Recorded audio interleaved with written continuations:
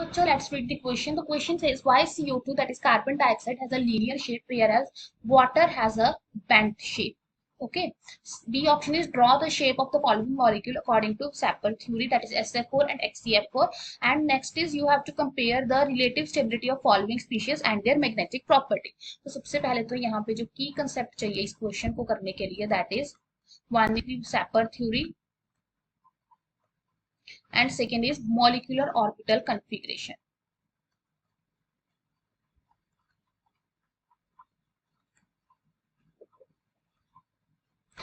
अब हम देखो हम वन बाय वन करते हैं। सबसे पहले हमारे पास जो वाटर है और एक साइड है हमारे पास कार्बन डाइऑक्साइड। इसके लिए हम जो हाइब्रिड नंबर निकालते हैं, हाइब्रिड नंबर हमारे पास किसके इक्वल होता है, that is equal to half the number of valence electrons of the central atom. Oxygen में वैलेंस इलेक्ट्रॉन्स कितने हैं, 6 plus the number of monovalent species, that is 6 plus 2 8, 8 by 2 is 4। यहाँ पे हमारे पास की हाइब्रिडाइजेशन आती है, दैट इज sp3 हाइब्रिडाइज्ड। और अगर ये sp3 हाइब्रिडाइज्ड में हम क्या करते हैं, यहाँ पे देखें कि कितने हमारे पास लोन पेयर आएंगे।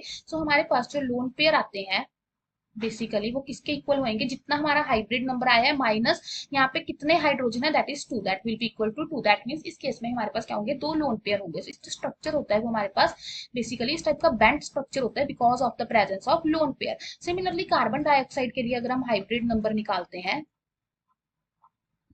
That will be half, valence हमारे पास 4 है plus 2 plus 0, sorry oxygen is not monovalent, that is 2। तो इसकी जो हाइब्रिडाइजेशन है वो sp आ रही है। sp मींस इसका जो स्ट्रक्चर है वो क्या होगा, लीनियर होगा and there will be no lone pair because 2 minus 2 हमारे पास 0 हो जाएंगे। ये हमने फर्स्ट पार्ट अपना कर लिया है।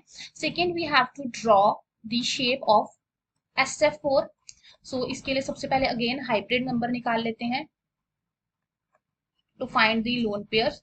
So that will be equal to half, valence हमारे पास 6 है plus 4, that is equal to 5, that means sp3d। अगर हम इसकी शेप बनाए तो वो कुछ इस तरह की होती है हमारे पास,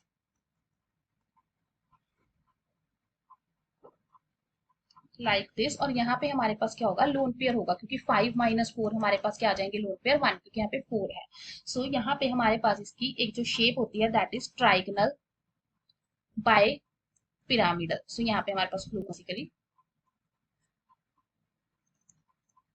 so that means like this।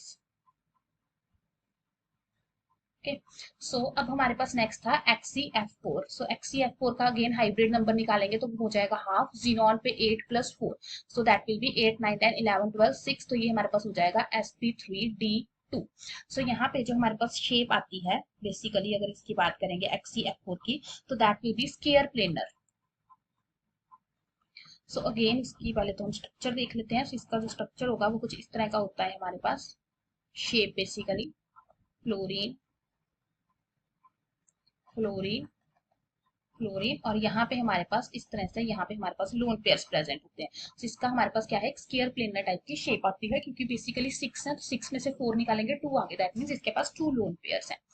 हमने अपना जो बी पार्ट है वो भी कवर कर लिया। अब हम आते हैं सी पार्ट पे। सी पार्ट में हमसे कहा गया है कि इस केस में compare the relative stability of following species and predict it's magnetic behaviour. अब सी पार्ट को करने के लिए हमें क्या पता होनी चाहिए, इसके जो हमें कॉन्फ़िगरेशन है वो हम किस तरह से लिखते हैं। सी में सबसे पहले हम O2 की कॉन्फ़िगरेशन लिखेंगे, तो that will B sigma 1s2 sigma star 1s2 sigma 2s2 and sigma star 2s2। इसके बाद हमारे पास आता है सिग्मा 2pz2 और फिर आता है पाई 2px2 एंड पाई 2py2, और हमारे पास फिर आता है कॉन्फ़िगरेशन में pi star 2px1 pi star 2py1। यहाँ पे अगर हम इसका बॉन्ड ऑर्डर निकालते हैं,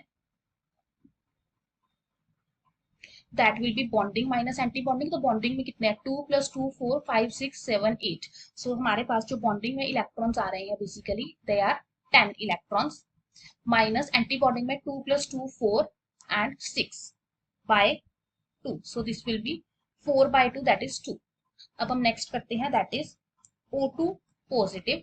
O2 पॉजिटिव की जो कॉन्फ़िगरेशन हो जाएगी वो हो जाएगी sigma 1s2 sigma star 1s2 sigma 2s2 sigma star 2s2 sigma 2pz2 pi 2px2 pi 2py2 and it will be pi star 2p y1। Okay, so अब देखो क्या हो जाएगा, बेसिकली चाहे 2px लिख लो। सो हमारे पास एक इलेक्ट्रॉन रिमूव हो गया O2 में से, तो इसकी कॉन्फ़िगरेशन कुछ इस तरह की बन जाएगी, और इसका जो बॉन्ड ऑर्डर निकल के आएगा वो कितना आएगा, दैट विल बी 10 माइनस हमारे पास एंटी बॉन्डिंग में कितने इलेक्ट्रॉन्स रह गए बाय 2, दैट इज 2.5।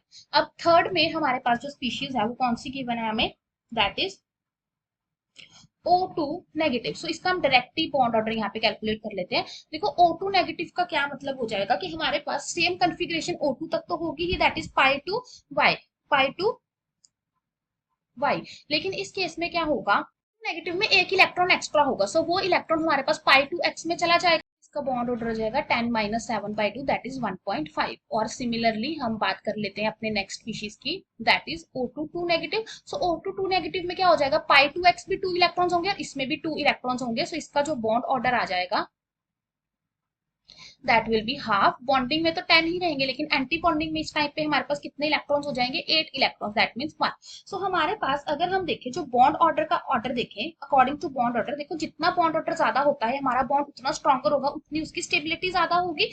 तो इसका मतलब जो हमारे पास O2 पॉजिटिव है वो सबसे ज्यादा स्टेबल है, then O2 negative and O2 2 negative, क्योंकि जितना बॉन्ड ऑर्डर ज्यादा होगा स्पीशीज उतनी स्टेबल, और सबसे ज्यादा बॉन्ड ऑर्डर हमारे पास किसमें आ रहा है, O2 पॉजिटिव में।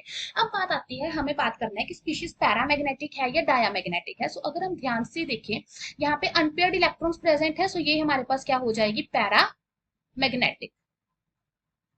ओके, अब बात करते हैं O2 पॉजिटिव की। सो O2 पॉजिटिव हमारे पास क्या है, अगेन पैरामैग्नेटिक है क्योंकि इसके पास अनपेयर्ड इलेक्ट्रॉन है।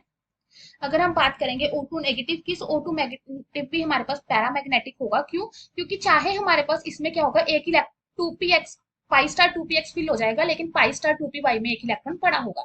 लेकिन अगर हम बात करते हैं O2 2 नेगेटिव की, सो वो हमारे पास क्या होगा, डायामैग्नेटिक होगा, क्योंकि उस केस में पाई स्टार 2px भी 2 फिल होंगे और इसमें भी फिल होंगे। सो ये स्पीशीज हमारे पास बन जाएगी डायामैग्नेटिक।